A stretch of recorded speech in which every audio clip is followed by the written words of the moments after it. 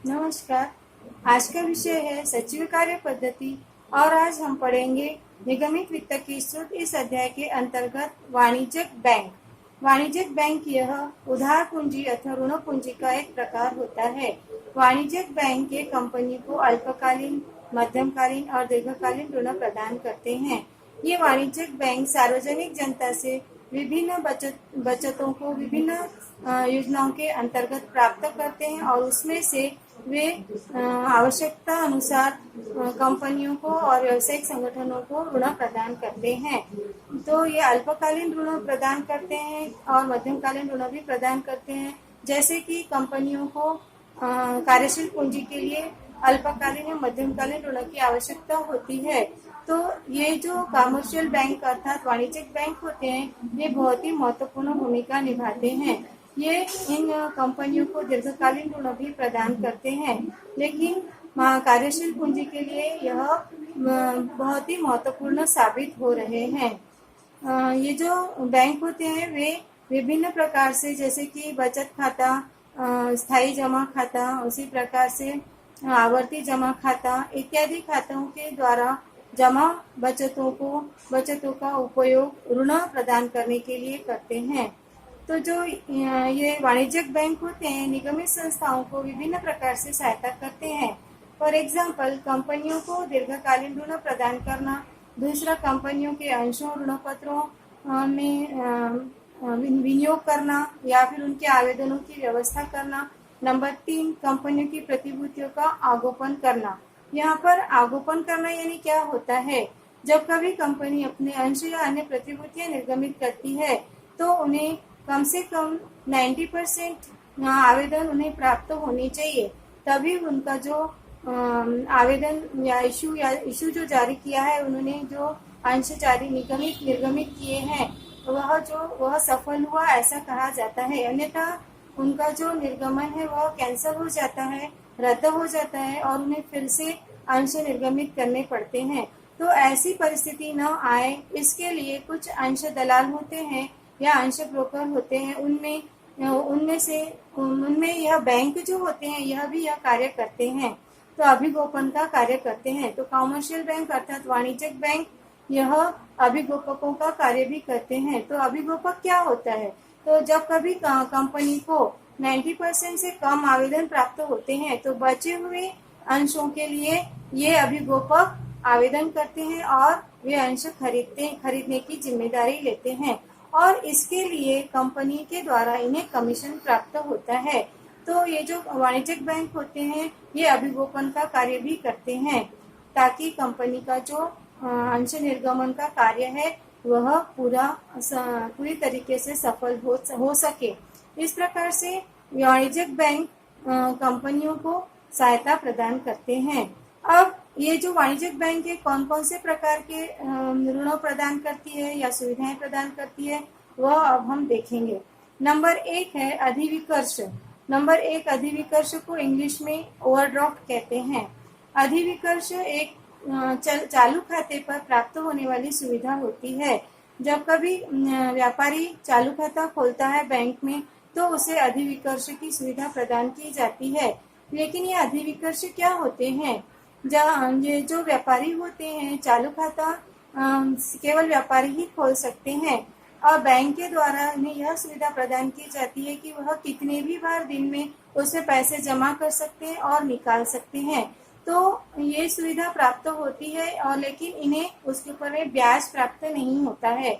लेकिन इन्हें इसके साथ ही एक सुविधा प्रदान होती है अधिविकर्ष की सुविधा।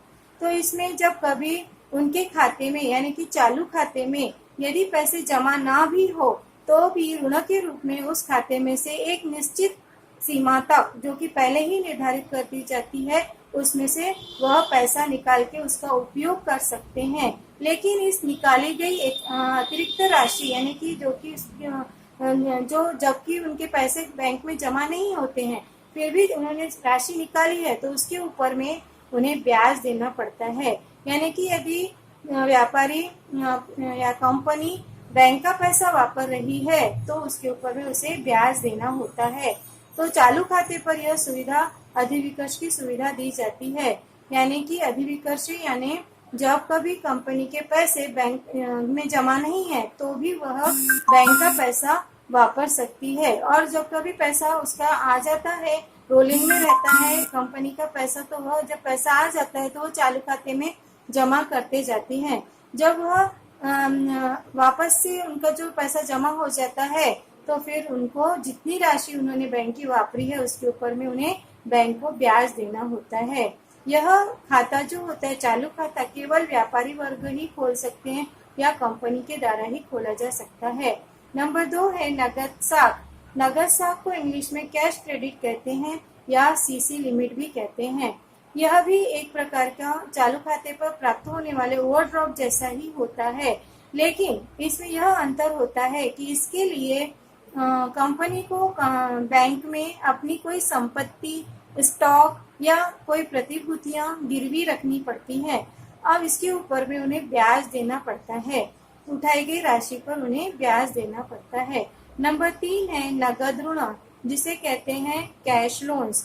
यह लोन ऐसे लोन होते हैं जो कि नगद में कंपनी के खाते में जमा कर दिए जाते हैं और वह उसमें से उसका उपयोग करते हैं। यह दीर्घकालीन, अल्पकालीन और मध्यमकालीन हो सकते हैं और इसके ऊपर में उन्हें कंपनी को ब्याज देना होता है। नंबर 4 है विनिमय विपत्रों को भुनाना, discounting of bill of exchange. जब कभी कंपनी अपने विनिमय विपत्र बैंक के पास में जमा करके उसका पैसा उसकी अवधि के पहले ही प्राप्त कर लेती है, तब उसे कहते हैं विपत्रों को भुनाना। अर्थात कंपनी जब किसी व्यक्ति को उधार विक्रय करती है और उससे यदि उसे विपत्र प्राप्त हुआ है, यानी कि लिखित वचन होता है विपत्र, जिसमें यह लिखा होता है कि वह व्यक्ति उन्हें एक निश्चित अवधि के पश्चात वह राशि उसे प्रदान करेगा, तो यह जो विपत्र होता है यह 2 महीने, 2 माह अवधि या 3 माह अवधि या उससे अधिक अवधि के लिए होता है। लेकिन इस बीच में यदि कंपनी को या व्यापारी को पैसे की आवश्यकता होती है तो वह यह विपत्र बैंक में जमा कर देता है और फिर उससे वह भुना लेता है, विपत्र भुना लेता है। विपत्र भुनाना यानी कि discounting of bill of exchange. Discounting यानी कि हमें जो राशि प्राप्त होगी उसकी विपत्र की अवधि के पहले ही जो हमें बैंक देने वाली है वह उसमें उल्लेखित राशि से कम राशि मिलती है, अर्थात जितनी राशि वह कम देगा वह अपहार कहलाता है, यानी कि डिस्काउंट कहलाता है। तो इसे कहते हैं विपत्रों को भुनाना। यानी बैंक हमें यह सुविधा प्रदान करती है तो उसके बदले में वह अपहार हमारा काट लेती है, उसमें से पूरी की पूरी राशि हमें प्राप्त नहीं होती है। तो इस प्रकार से ये जो बैंक्स होती है, वाणिज्यिक बैंक होती है, वह कंपनियों को अलग अलग तरीके से सहायता प्रदान करती है और अलग अलग प्रकार की सुविधाएं और अलग अलग प्रकार के ऋण प्रदान करती है। इस प्रकार से वाणिज्यिक बैंक जो होते हैं निगमित वित्त में बहुत ही महत्वपूर्ण भूमिका निभा रहे हैं। भारत जैसे देश में वाणिज्यिक बैंकों का बहुत ही महत्वपूर्ण स्थान है। आज हमने इस अध्याय में उधार पूंजी के रूप में वाणिज्यिक बैंक के द्वारा दिए जाने वाले ऋण के संबंध में समझा। अगले वीडियो में हम पढ़ेंगे वित्तीय संस्थाएं, फाइनेंशियल इंस्टीट्यूशंस। तब तक के लिए नमस्कार, धन्यवाद।